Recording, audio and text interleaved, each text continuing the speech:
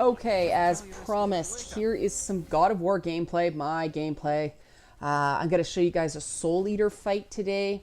This is fairly early in the game, so excuse the gameplay being a little bit rough. I kind of look at this now and go, oh wow, I am so much better now. So be kind. But this is just sort of my general thoughts and giving you guys a look at the game. So you can decide whether you want to buy it. My review is a Patreon thing because reviews don't make a lot of money.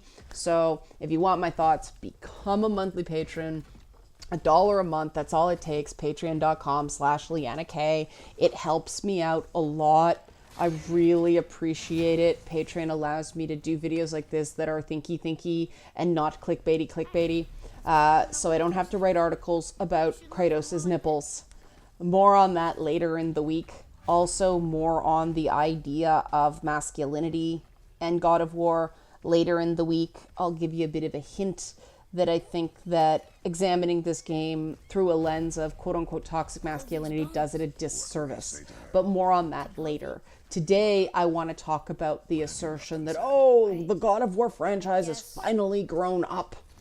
And as a huge fan of the previous, 5 games. It's pretty much one of the only things I actually played on my PSP.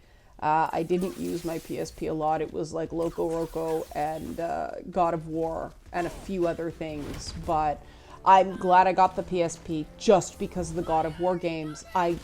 There are very few characters in gaming that I identify with as much as Kratos, which may sound really weird, but that's the power of video games. You know, he's this odd combination of you can't possibly imagine what these sorts of experience he has are like, but at the same time, he's exceptionally relatable. As a really brave dude who got a really raw deal and has to do what he can now. Like, what do? You keep living, you move on, you push forward. And the way they tell the stories as the stories of an individual and not sort of a symbol for masculinity or femininity or this or that. It's amazing. I can't think of any video game character quite like him. And that's why I had to eat my words a little bit. I tried to be conciliatory to the social justice left and say, like, if anything, I would have called it Kratos, not God of War, because of some of the stuff I'd seen beforehand. I was completely wrong. It is a God of War. God of War is an appropriate name for this game. Unfortunately, the reasons for that are massive spoilers, that it's better that you experience it for yourself. The central idea in this game is the relationship that Kratos has with his son. And it's a fascinating point of entry for new players, because even if you don't really know Kratos from the previous games, the kid's bookish and gentle and kind, and Kratos is illiterate. He doesn't read the runes, the Norse runes, and so the kid is the one that has to read all the books and everything like that. And so it's almost like the relationship that some like gamers have with their far less nerdy, far more physically adept fathers. And I thought that was an interesting way to come in at it. The way the camera angle is pulled lower, you'll see it's about at Kratos' hip. And, that's because the major controller in this game is not the gods, unlike the original games where the camera was way up high and Kratos is frequently dwarfed by his environment. The thing that's motivating Kratos, controlling his actions, affecting his decisions, is his son. And that creates a really interesting dynamic because he doesn't have the relationship to the Norse gods that he had to the Greek gods for obvious reasons. Him being an outsider, an immigrant in this game is really interesting, accidentally timely. But it's I think his wife, who the game begins with her funeral.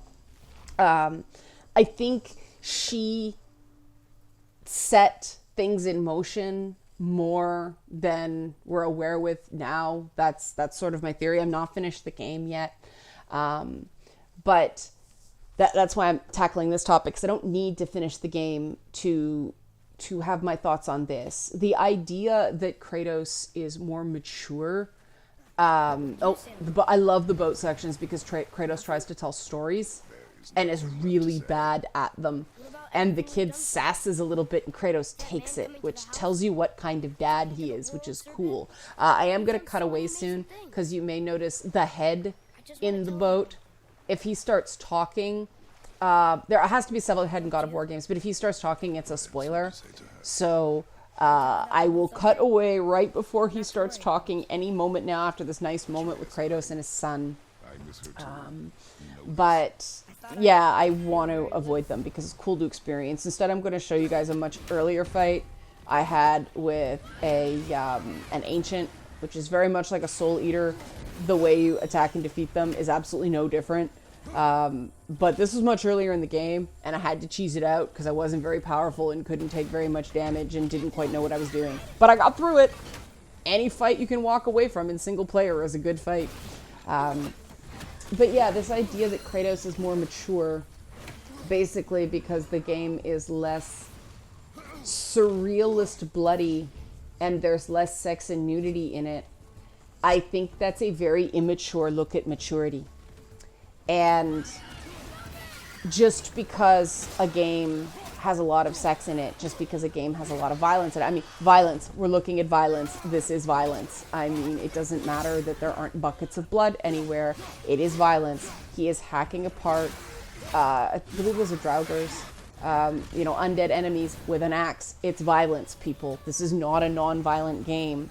But the lack of sex, the lack of nudity in the game, it's not a mark of maturity. It's the fact that Buddy isn't gonna, hook up with chicks around his son. It's a different point in his life. I thought that the use of sex in the previous games was fascinating, just because he was a tool for women's pleasure. I thought that was actually quite a mature and thought out approach to the previous games. I think God of War has always been a mature, grown up series. This has just taken it in a different direction. And he doesn't have the same status in this world. He has a very different relationship to the world and his people and what's going on, and so it made as much sense to not have those components as the first game made sense to include them. Now, I admit I was a little bit disappointed about the lack of splatter gore early on. Ludo-narratively, it does make sense. Just the reason for that is a huge spoiler. What this team did is created a very worthy successor to games that even Ascension, I thought, was one of the better games ever made in terms of actual design and character and conscious design and narrative decisions. And so the game series didn't have to grow up, but they did need to figure out how to tell a new and interesting story that still had these elements of wonder and mystery and discovery. And I like the way they did it. I really do. I think that they really thought about it, and the things, even the things I would have done differently, I understand why they did it.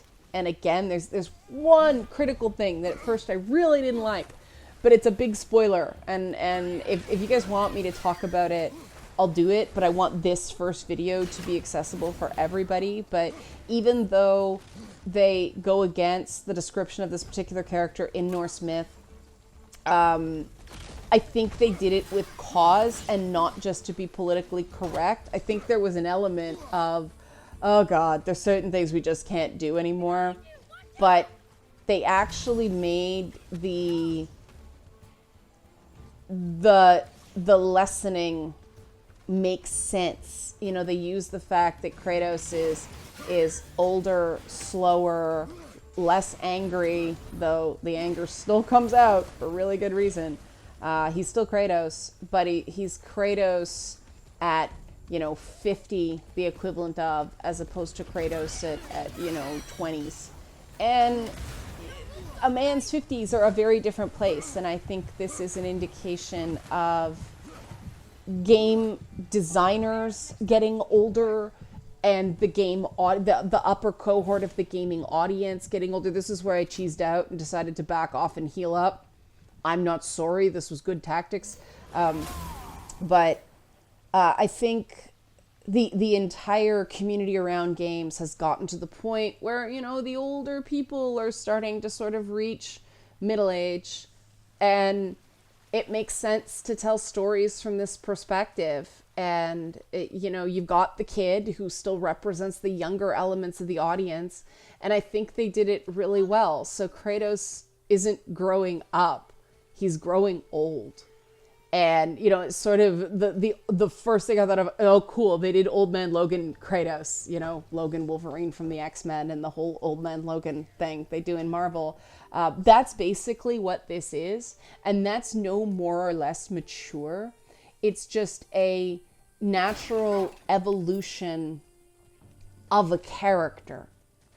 And to